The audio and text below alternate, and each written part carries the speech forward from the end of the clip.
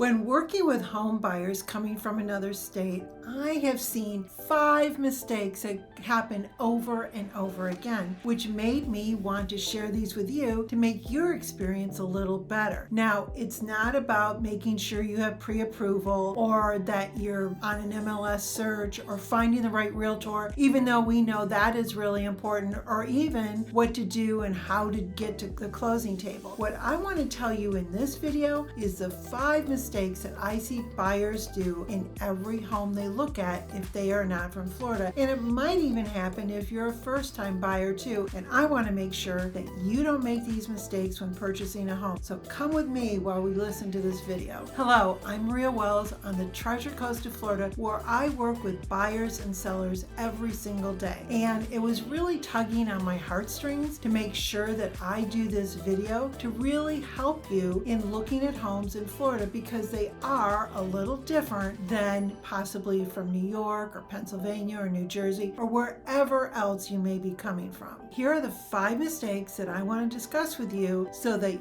you don't make the same mistake as buyers that I have been working with. Number 1, how important roofs are in Florida. I know roofs are important everywhere, and you want to make sure that you have a good solid roof, right? Well, there is a big difference between making sure that you have a roof that is at least 5 years of life or more. So in Florida, your roof, if it's 15 years old, must be inspected and prove that it has 5 more years of life in it. And that's because we've had such a situation with so many roofs being replaced and having to have been paid for by the insurance companies, which is raising our insurance rates to crazy amounts. We'll get it under control, but that's the reason for it. So even if you're here and you say, well, how long should this roof last? And the manufacturer may say 25 to 30 years, that isn't going to matter. You just have to make sure that when you're having that roof inspected, or you're looking at a home and you already know it's sort of end of life, that you consider that when making an offer on a home. The next one I want to talk to you about is the lack of storage in homes. Well, I grew up in Michigan, so I was used to basements and garages that were not attached to homes that had a lot more space than you do in Florida. You really need to think about what you're going to do with all of your stuff. We don't have that kind of storage here. So if you're thinking of moving, it might be really beneficial to you to pare down that home before you decide to come here, because the only storage we have are closets and possibly the garage. Many people think that they can store things in the attics, but let me tell you, it gets really hot up in the attic. So you don't want to store anything other than maybe your hurricane shutters or something that can't get damaged, because in the attic, it is not the place for your valuables or even like your holiday decorations or something like that. So if you're thinking of bringing a lot down and the home you're interested in doesn't have storage, then you need to contemplate what it's going to cost you monthly to have a storage unit to store those things. Next is understanding hurricane protection. Now, you really need to know how important having the correct hurricane protection on your home is. First off, if you have really good quality, it's going to lower your insurance rates, but also you want to make sure that your home is protected should a storm occur. Now, so far in recording this video, we've been very lucky in our hurricane season of 2022. We haven't had any storms even threaten the coast of Florida. But let me give you some terminology to think about when you're looking. So you want to make sure there are storm shutters. And if there are storm shutters, what kind are they? Are they panels? And those are like the metal ones you'll see on windows or doors. Are there accordion shutters, which actually close and lock? Those even are easier and have great protection. Then the granddaddy of the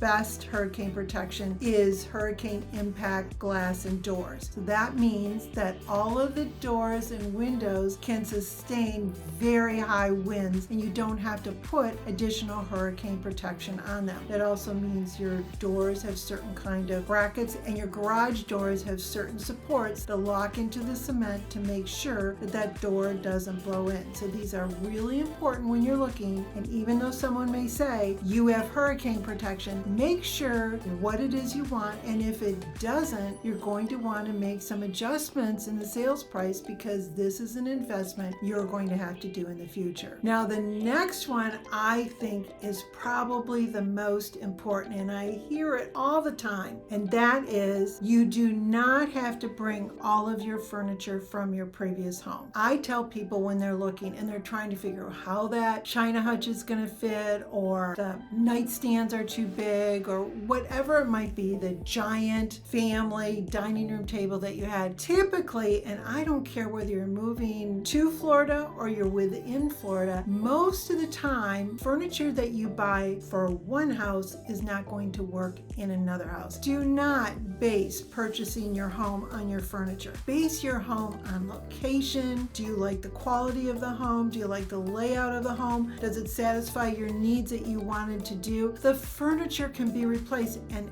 actually most times people have had their furniture for quite a while and you can make adjustments. You could take some of it down here, but really think about it because it's going to be costly to move it, and if it's not going to fit, then you're here and having to decide where you're going to get it. And here's another tidbit. We have some great secondhand stores here, so you don't always have to buy new. You could repurpose furniture or do some creative things in a home, but just think about it. Be thoughtful when you're moving. Do you really need to bring all of that furniture? And as I mentioned before, all of those things that might have to be stored. And the final one that I want to tell you about is people fail to understand our Florida homestead property tax. Now, that is a big advantage, and you can get up to $50,000 off of your property taxes. And I won't get into all the calculation. You might want to watch this video, which will explain it a little more. But here's the great thing. If you want to make this your residence, here's the things you need to remember. You need to live here at least 6 months out of the year. Your car registration needs to be here, your driver's license, and you need to vote here. And once that happens and you can then apply for the Florida Homestead Tax, you're going to get more advantages than just the discount. It will cap your property taxes to not go over 3% a year. That's huge. Well, I hope that these 5 things really gave you food for thought, and especially the one about furniture. I cannot tell you how many times I hear people trying to figure out their furniture and possibly walking away from a home for it. We have a lot of advantages of living in Florida, and I hope these are really helpful so that you won't make mistakes. And if you have any questions in the meantime, please write them below. I love to hear from you. And if you are moving from out of state, I have great A-rated referrals from around the country, and I'd like to put you in touch with those professionals. And in the meantime, why don't you go with me to this next video where we will see